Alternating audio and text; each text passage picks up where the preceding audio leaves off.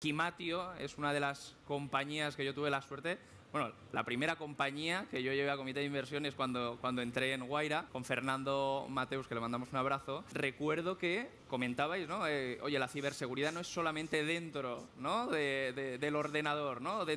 Sino que también hay protocolos de ciberseguridad. Oye, ¿cuál es la responsabilidad de la gente con la información que están tratando, ¿no? Esa fuga de datos. Entonces me gustaría que comentaras un poco más qué es Quimatio, cómo estáis trabajando con ese tipo de riesgos. Como comentabas, Carlos, Quimatio surgió de esa idea de Fernando y otros compañeros que llevaban trabajando en el ámbito de la ciberseguridad ya mucho tiempo y se dieron cuenta de que la ciberseguridad no es solo cosa de máquinas, no es solo cuestión de levantar antivirus, firewalls. Quimatio surgió como esa idea de decir, oye, ¿y por qué no hacemos una empresa que realmente ayude a gestionar este riesgo que está asociado a las personas, que son las que luego manejan esos ordenadores, esas tablets y la información en general? De esta idea fue tomando forma y poco a poco surgió la plataforma que tenemos hoy en día, una plataforma que ayuda a gestionar el riesgo humano de las empresas a nivel de ciberseguridad, y lo hacemos pues de distintas formas. Por una parte, lógicamente, está la parte de ciberconcienciación de empleados, que es algo sumamente importante. Los empleados tienen que saber qué cosas sí se pueden hacer, qué cosas no se pueden hacer. Otra cosa muy importante es cómo se comportan estos empleados en la vida real. Entonces, sí, se les da una capa de concienciación, lo hacemos además de forma periódica, de forma relevante también, porque muchas empresas lo que tienen son los cursos al uso, que son muchas horas, muy cansados. Todos los empleados tienen que pasar por ello en algún momento, pero suelen ser 1 o 2 veces al año, con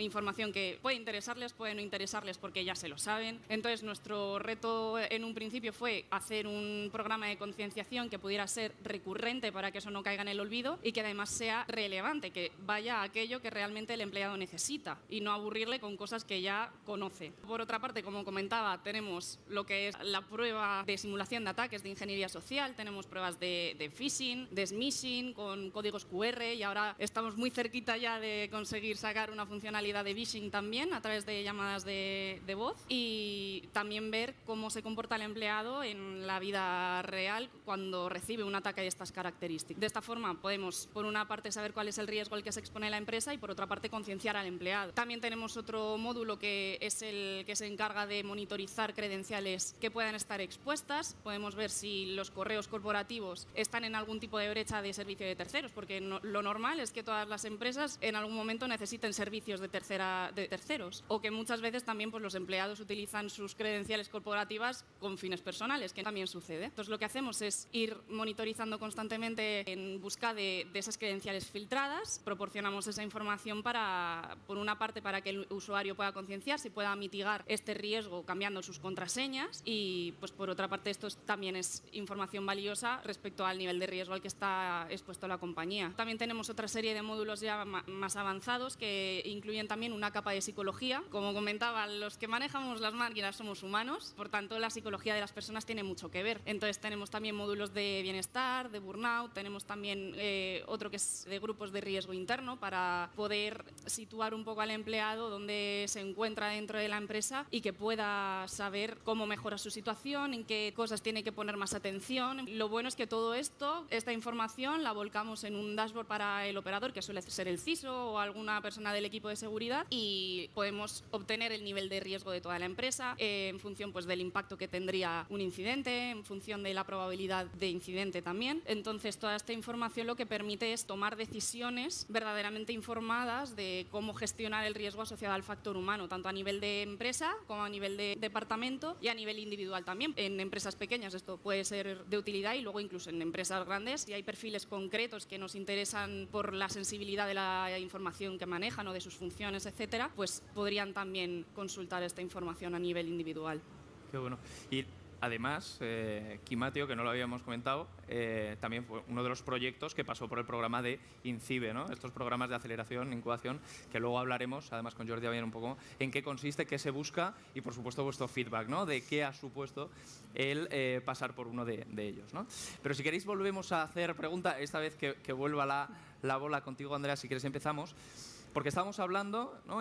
Conocemos ahora mucho mejor vuestros sectores, vuestros proyectos, pero vamos a conocer un poco más el sector, ¿no? Vamos también a poner en situación a la audiencia de qué es la ciberseguridad o qué era la ciberseguridad y qué nuevos retos acaban de surgir, como decíamos, con esta nueva aparición de nuevas tecnologías, ¿no? En el caso de la IA. Entonces, la pregunta va por ahí, ¿no? ¿Cómo estáis recibiendo este tipo de cambios? No sé si está suponiendo mucho un cambio de rumbo en el propio proyecto y cómo los estáis integrando, ¿no? Entiendo que está habiendo cambios constantemente que están pasando, pero ¿cómo los estáis integrando en el proyecto? Pues efectivamente, como comentabas, es algo que está a la orden del día. O sea, ahora, lo bueno es que el sector está como en un punto de madurez muy interesante, porque por una parte tenemos esa concienciación de las empresas en las que vemos que va calando eso de que la ciberseguridad ya no es cuestión de, bueno, pues pongo aquí un par de sistemas de defensa y ya todo está listo, ¿no? Sino que realmente están viendo la necesidad de manejar estos riesgos digitales. También en gran medida gracias a la transformación digital, a la incorporación de las inteligencias artificiales, etcétera, y luego también de nuevas normativas, como puede ser la NIS2. Es verdad que en este sentido estamos evolucionando mucho, pero también queda mucho trabajo por hacer. Lo que vemos mucho y lo que nos preocupa es que cada vez los ciberataques están siendo más sofisticados. En gran parte porque, igual que la inteligencia artificial para nosotros puede ser una herramienta muy útil, para los ciberatacantes también puede serlo. Entonces, podemos estar ante ataques de phishing muchísimo más sofisticados, el phishing, la clonación de voz, los deepfakes. Y claro, todo esto necesitamos saber cómo protegernos. Y luego también, lógicamente, el incorporarlo también a nuestro repertorio, poco a poco intentando sacar las bondades para poder ir evolucionando cada vez más el producto y que pueda ser verdaderamente interesante. Okay. Lo que estabas diciendo, tenemos la suerte de hacer circular, ¿no?, por nuestro stand toda la innovación, en este caso, pues por supuesto de ciberseguridad, que estamos apostando desde Wayra, desde Telefónica. Y para ir cerrando el panel, sí que me gustaría, Andreas, si quieres, que nos cuentes un poco qué significa, en el caso de Equimatio, que un Corporate Venture Capital, a diferencia de un Venture Capital, ¿qué te ofrece, ¿no?, el mundo Telefónica? ¿En qué os ha ayudado, ¿no? Sobre todo es el valor estratégico adicional que nos da, porque ya no es solo el capital, es también el acceso al ecosistema, como decía Jordi, el tener acceso a esas conexiones, a esas sinergias, a una infraestructura que de otra manera con un Venture Capital tradicional pues es mucho más difícil. O sea, para nosotros el estar con Wayra ha sido un motor de crecimiento. Hemos podido tener acceso a empresas muy grandes, como puede ser Telefónica Tech, para hacer pilotos de nuestra herramienta, a ver cómo podemos evolucionarla según las necesidades reales del mercado. Nos ha abierto puertas a nivel nacional, a nivel internacional. Telefónica Chile, por ejemplo, hemos conseguido también partners, con lo cual ya no es solo, como comentábamos, el capital, sino todos esos recursos adicionales que nos dan, porque al final Wayra para nosotros es un aliado a nivel de infraestructura, de marketing,